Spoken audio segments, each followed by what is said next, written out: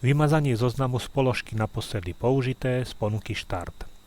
Kliknem na tlačítko Štart a v otvorenej ponuke Štart potvrdím položku Ovládací panel.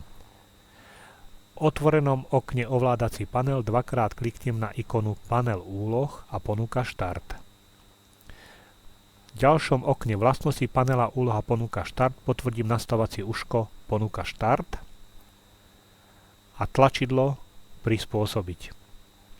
V ďalšom otvorenom okne Prispôsobenie ponuky Štart kliknem na uško Spresnenie